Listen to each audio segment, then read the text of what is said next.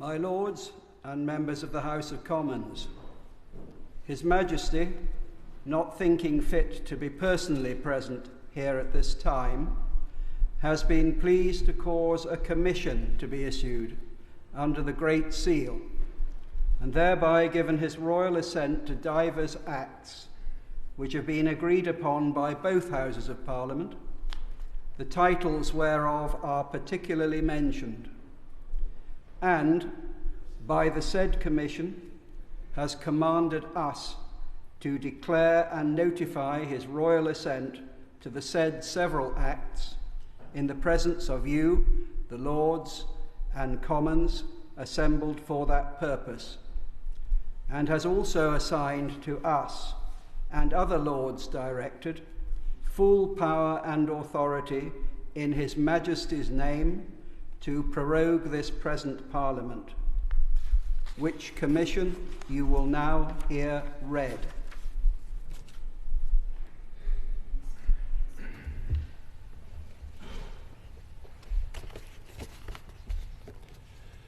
Charles III, by the grace of God, of the United Kingdom of Great Britain and Northern Ireland, and of our other realms and territories, King, Head of the Commonwealth, Defender of the Faith, to our right trusty and right well-beloved, the Lords spiritual and temporal, and to our trusty and well-beloved, the knights, citizens and burgesses of the House of Commons in this present Parliament assembled, greeting. Forasmuch as in our said Parliament divers acts have been agreed upon by you, our loving subjects, the Lords spiritual and temporal, and the Commons, the short titles of which are set forth in the schedule hereto, but the said acts are not of force and effect in the law without our royal assent. And forasmuch as we cannot at this time be present in the higher house of our said Parliament, being the accustomed place for giving our royal assent to such acts as have been agreed upon by you, our said subjects, the Lords and Commons, we have therefore caused these our letters patent to be made, and have signed them, and by them do give our royal assent to the said acts, willing that the said acts shall be of the same strength, force, and effect as if we had been personally present in the said higher house, and had publicly and in the presence of you all assented to the same.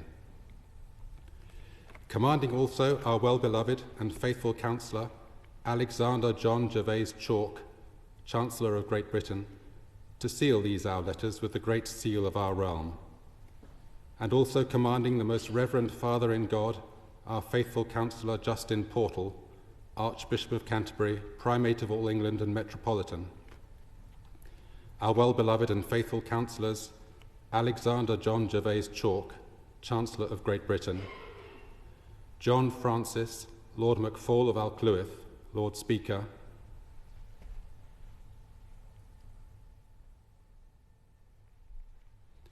Nicholas Edward, Lord True, Lord Privy Seal,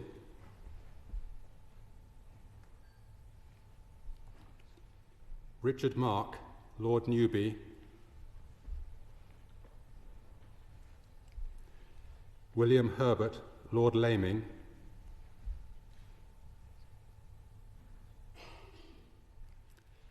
Angela Evans, Baroness Smith of Basildon,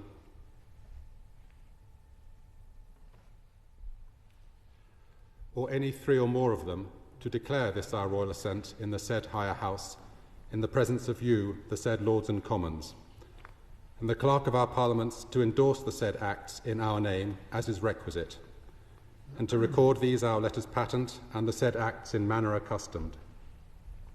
And we do declare that after this, our royal assent given and declared as is aforesaid, then and immediately the said acts shall be taken and accepted as good and perfect acts of Parliament, and be put in due execution accordingly.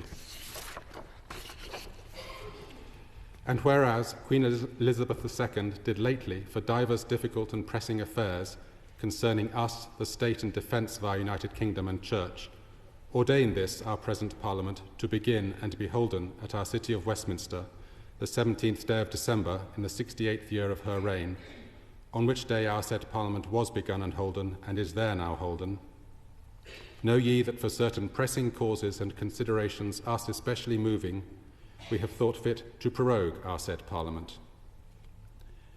We therefore, confiding very much in the fidelity, prudence and circumspection of you, our commissioners aforesaid, have, by the advice and consent of our council, assigned you our commissioners, giving to you, or any 3 or more of you, by virtue of these presents, full power and authority in our name to prorogue and continue our present Parliament at our City of Westminster aforesaid, on a day no earlier than Thursday the 26th day of October, and no later than Tuesday the 31st day of October, until and unto Tuesday the 7th day of November, there then to be holden.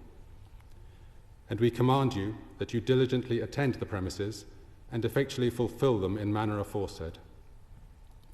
We also strictly command all and singular, our archbishops, bishops, lords, baronets, knights, citizens and burgesses, and all others whom it concerns to meet at our said Parliament by virtue of these presents, that they observe, obey, and assist you in executing the premises as they ought to do. In witness whereof, we have caused these our letters to be made patent. Witness ourself at Westminster, the 26th day of October, in the 2nd year of our reign. By the King himself, signed with his own hand.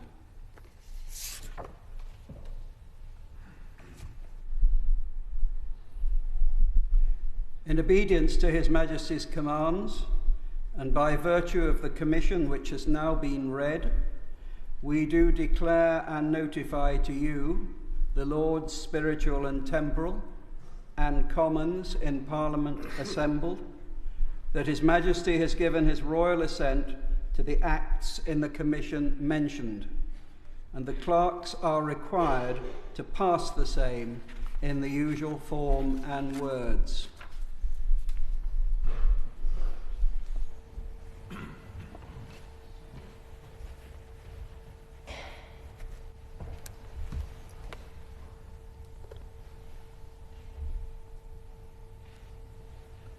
Online Safety Act. Loi Laveau. Worker Protection, Amendment of Equality Act 2010 Act. Loi Laveau. Energy Act. Loi Laveau. Non-Domestic Rating Act. Loi Laveau. Procurement Act. Loi Laveau. Levelling Up and Regeneration Act. Loi Laveau. Economic Crime and Corporate Transparency Act. Loi Laveau.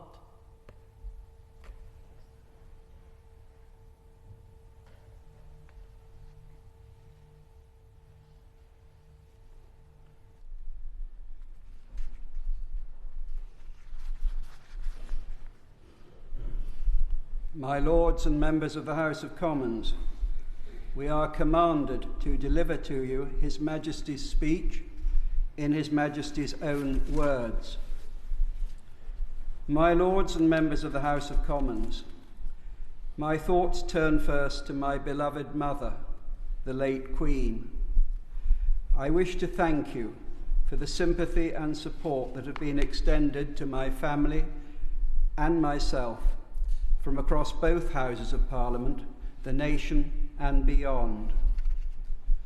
My mother set an example of selfless dedication and devotion to the United Kingdom and the wider Commonwealth during her long reign, an example to which I rededicated my own life of public service at my accession a little over a year ago.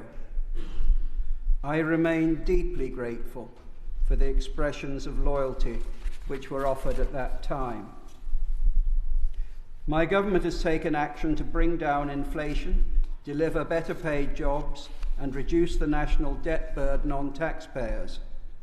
As households have faced rising prices in the aftermath of the pandemic and Russia's invasion of Ukraine, my ministers have made energy price support available to every household and provided cost of living support to the most vulnerable in society.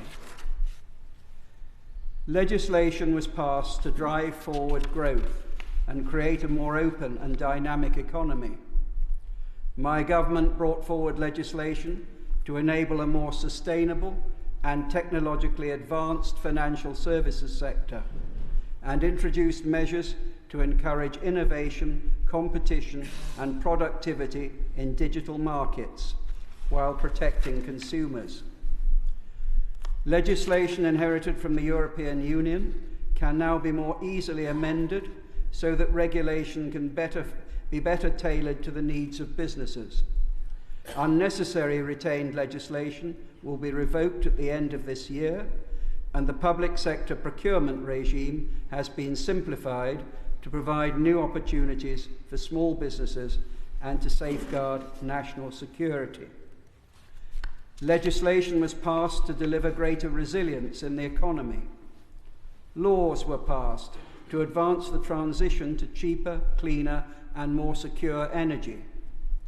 Measures have been brought forward to encourage agricultural and scientific innovation at home, unlocking landmark innovations in food production to improve food safety. My government has implemented free trade agreements with Australia and New Zealand. It has also strengthened ties with some of the most dynamic economies in the world through reaching agreement to accede to the Comprehensive and Progressive Agreement for Trans-Pacific Partnership. Laws were passed to streamline inefficient import controls to ensure that future trade is faster, simpler, and more sustainable. My government has delivered legislation to tackle dangerous and illegal channel crossings and to break the business model of criminal gangs. The police have been empowered to make streets safer and protect the public from serious disruption caused by protesters.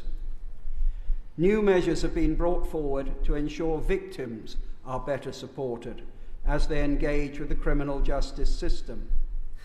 My government took action to reduce economic crime, tackle illicit finance, and help businesses grow.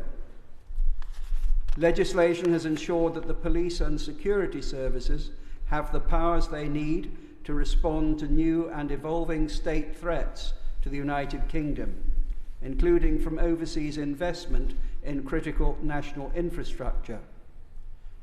This builds on previous measures to ensure investments in critical national infrastructure and other sensitive parts of the economy do not harm national security. My government continues its steadfast military and humanitarian support of Ukraine in response to Russia's illegal invasion and has demonstrated the United Kingdom's continued commitment to the NATO alliance.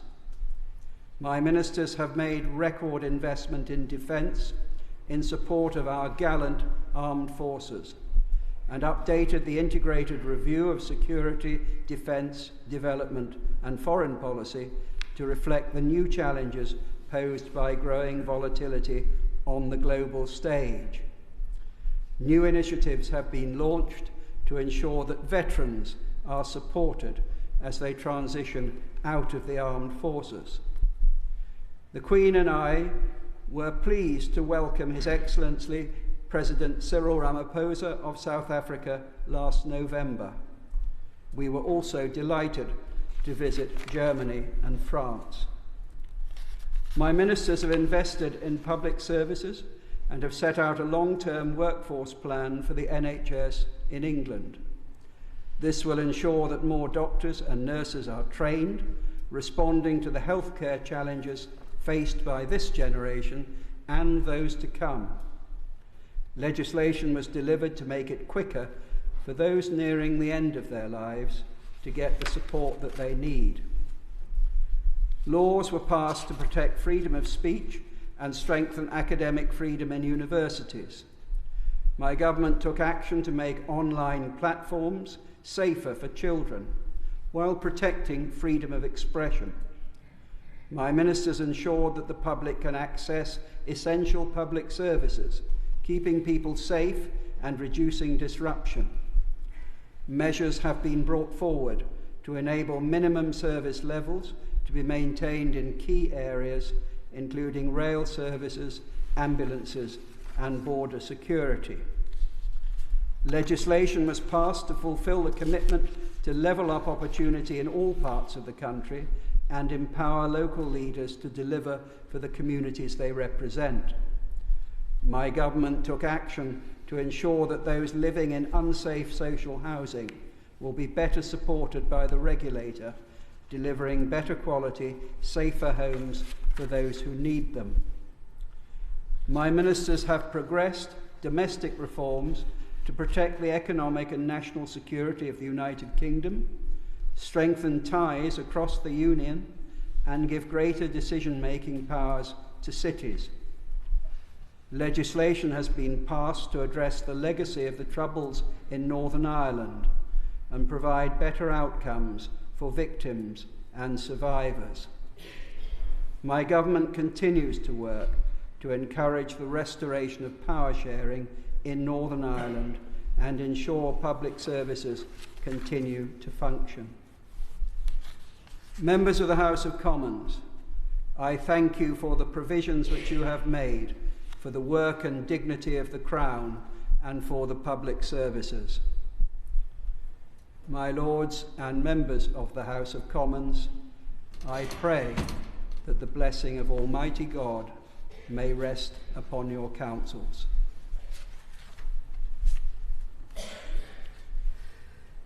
My Lords and members of the House of Commons, by virtue of His Majesty's Commission, which has now been read, we do, in His Majesty's name and in obedience to His Majesty's commands, prorogue this Parliament to the 7th day of November, to be then here holden, and this Parliament is accordingly prorogued to Tuesday, the 7th day of November.